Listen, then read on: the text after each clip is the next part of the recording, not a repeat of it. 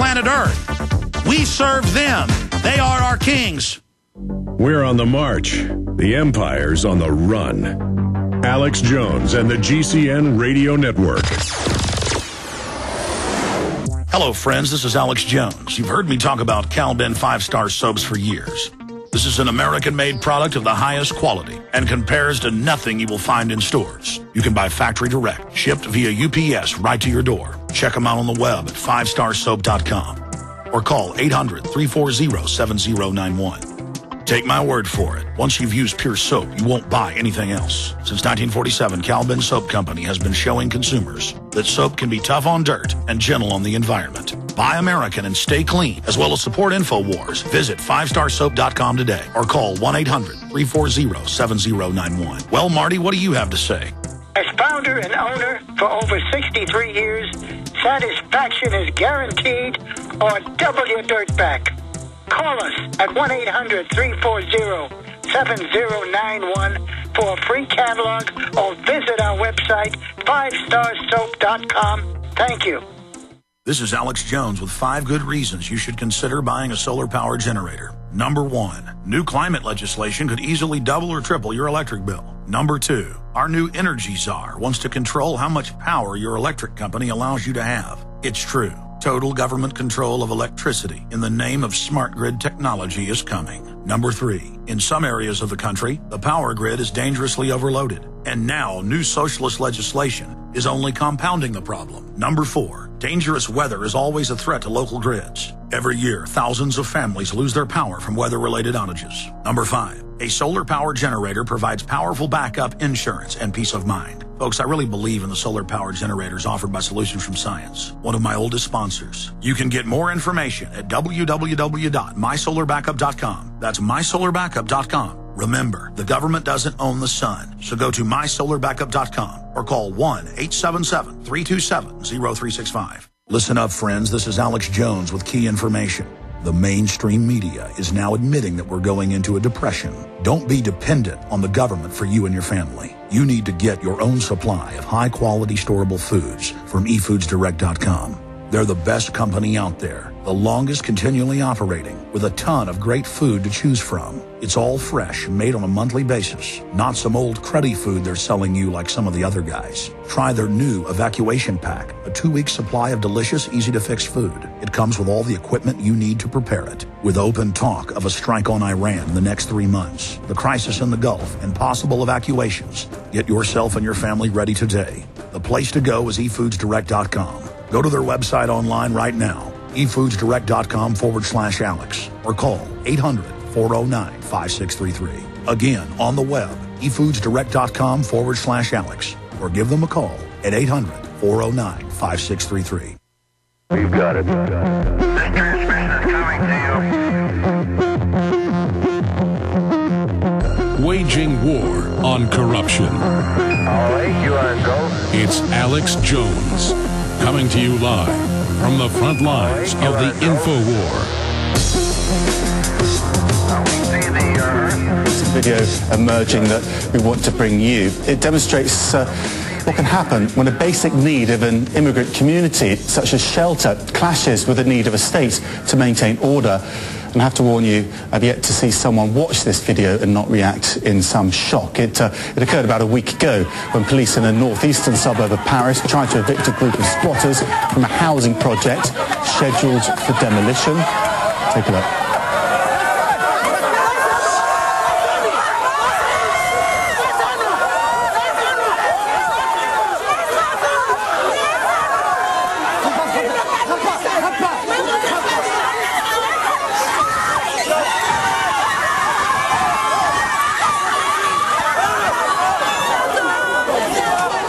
I'm told that most of the demonstrators are from Ivory Coast. We want to make it very clear that in showing this, we are not accusing the police of racism.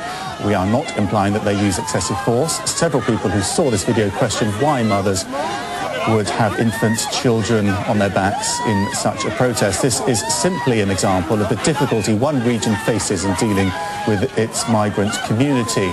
Now, in fact, French authorities had offered the protesters temporary accommodation in hotel rooms whilst their cases were evaluated.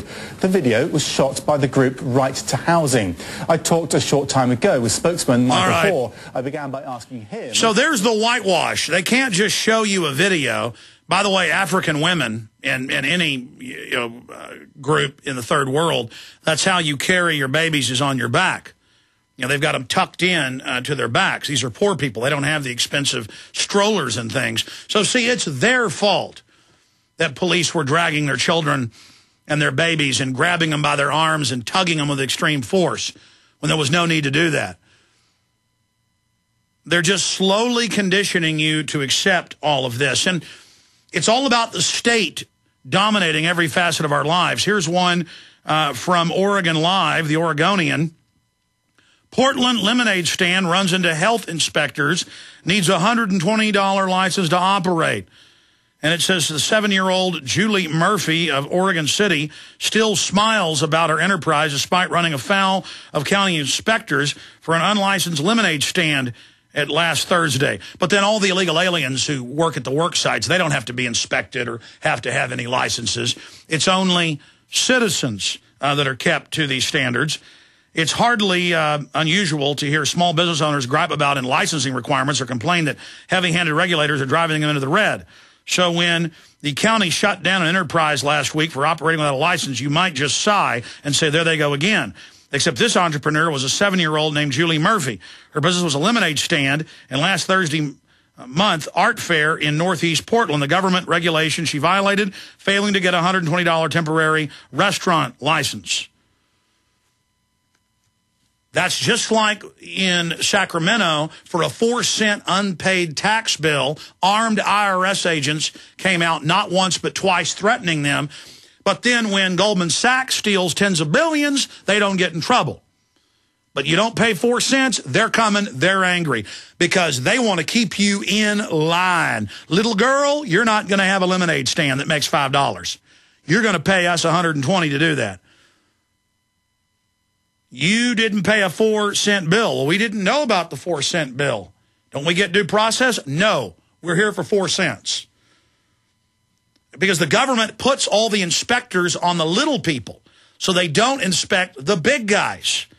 Here in Austin, they'll come harass you if you're watering on the wrong day during water restrictions. But then big corporations, they can just have sprinklers on, 3 or 4 times a day, broken sprinklers, nobody gets in trouble. It's you, the little people, they're trying to keep in line. Okay, let's go to your phone calls, and then I'm going to get into EPA left to pick up climate change where Congress dropped the debate. Oh, Congress won't pass the law, so outside the law, the EPA is just going to enforce these on the American people. But it won't be enforced on all these other countries. What will that do? Make industry move there. That's the plan. We'll be covering that. We'll also get more into Virginia police. Illegal immigrant charged with killing none after injuring 2 others in car crash. That is coming up. More mainstream news on gender-bending chemical in food tins may cut male fertility, and it's also in 40% of receipts that you're being given. And they say just a little bit of contact with this can reduce fertility or sterilize men and increase cancer. That's the state of Maryland's own analysis of that. Also, Newsweek reports, will this phone kill you? And they're just letting you know, yeah, cell phones do give you brain cancer, but that's just the way it is. So we'll be breaking that down as well, and a lot of other important news today. But right now, let's go to your phone calls. Let's talk to Victoria in Montana. Victoria, you're on the air. Good morning. Thank you, Alex. I have 2 things to tell you about and 1 question to ask you. The first one I wanted to tell you about TSA, what they did to me. You won't believe this, but in the airport in North Dakota, a TSA man actually hit me. Well, of course he did. I mean, no, he's letting you know that they've been told, crack some skulls, let them know to submit. I mean, I was in Billings at the airport flying out, and they were just screaming at women for 1 ounce of perfume or 1 ounce of lotion. They dug through my bag and screamed at me, and I said, listen, lady, your sign right there says 3 ounces. And she shut up real quick. They're there to let you know you are their property. So tell us who hit you. One of the TSA men, what happened was my carry-on that went through made this, ringing sound, and so they said, oh, it got to be something in here. So my key to unlock it, so they could look in there to see that there was nothing there but my jewelry bag. I reached over to zip the little top pocket so I could give him the key, and he grabbed me by my arm, hit my arm, and slung it, and I was so appalled. It was all that I could do to keep from slapping his face. And if you had talked back, they'd have taken you in a back room and beaten your brains out and danced around the blood. I know, so I was like, I've never been back to that airport again. Now, the second TSA person in Atlanta, Georgia, I'd already been through the checkpoints, everything. And sitting in the airport, had just went up and bought one of their bottles of water since they made me throw the other one away. And he came to me and said, I have to check this water for a bomb. I thought, are you kidding me? I said, that's the new thing. Even after you go through, they then harass you, and it's to train them that it's normal. It's to train you that it's normal. And this is just being done everywhere. But listen, I do not want to fly through George Herbert Walker Bush Airport. I've flown through twice. Once I came in out of England on a continental flight, and literally it was like being in a concentration camp.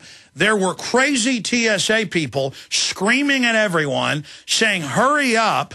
People were unpacking things as fast as they could. The TSA was wild-eyed just on these crazy power trips. And then my parents flew to a wedding with my 85-year-old grandmother who had polio in the 50s.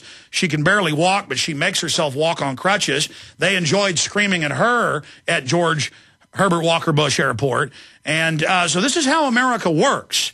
I mean, and I've seen it in San Francisco. I've seen it in other places where when they see an old person in a wheelchair, they scream at them, they make them get up, family tries to help them. A lot of times they can't get up, so they scream at them, and it's a vampiric orgy of evil. And this is all our indoctrination. Then they herd you through the radiation bath, hardcore radiation, and top scientists, testicular, breast cancer, skin cancer. They record your naked body. They lie to you. And routinely, they beat people to death behind closed doors in Canada and the U.S. if you talk back. And then that's just the end of it. But so he comes over and says, I got to check your water. That's right. And so I told him, I just bought it. It was 20 ounces.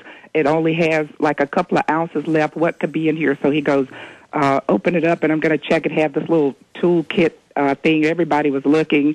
And so I opened the bottle and let him do his testing, and then just to show him that I'm not being trained, like a dog, I did it in plain view, put the top on it, went over and threw it in the trash, and then went back and sat down. Have you read about how thousands of women have been made to drink their own breast milk?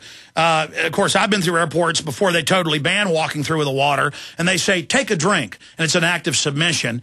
And I'll go, no, it's all right. And they go, oh, let me check it since you want to throw it away. It's all about their control. You're being trained as a blood bag to submit to the vampires when ordered, because they're the low-level vampires training you for the bankers to fully suck you dry. They're kind of the Renfield enforcers of Nosferatu. And of course, they're being brainwashed that this is all normal. But all over the country, they tell women, what's in that baby bottle? Well, it's milk. Drink it. Well, no, it's my milk. But then the mother knows she's pumped milk. She's about to be on a 6-hour flight. She can't get it out in the bathroom and pump again. And so they'll go ahead and submit for their baby. And all right, I'll drink my own milk. And the cop's just like, next it'll be your urine, whore. I mean, and it's just like, we're going to take your insurance money, and we're going to take everything you got, and we're going to shut down lemonade stands, and we're going to shut down people selling watermelons on the side of the street, and we're going to SWAT team the Amish and take their kids, and we're going to take your property, and we're going to, they are just, and we're going to drug your water supply and make you submit. Can you believe how crazy it's gotten, Victoria? I can't. I'm just really shocked that people allow this, that we're like, people just won't draw the line in the sand and say no. And I mean, we have to, because of the way things are accelerating. If we don't, we're going to be in real trouble. A second, I wanted to tell you about a sneaky way that children are being classified and set up for academic failure and big pharma drugs in public schools. This is a good one. Okay, I taught junior high and high school first and found a large number of students couldn't read. So I had to actually teach them phonics, 12th grade.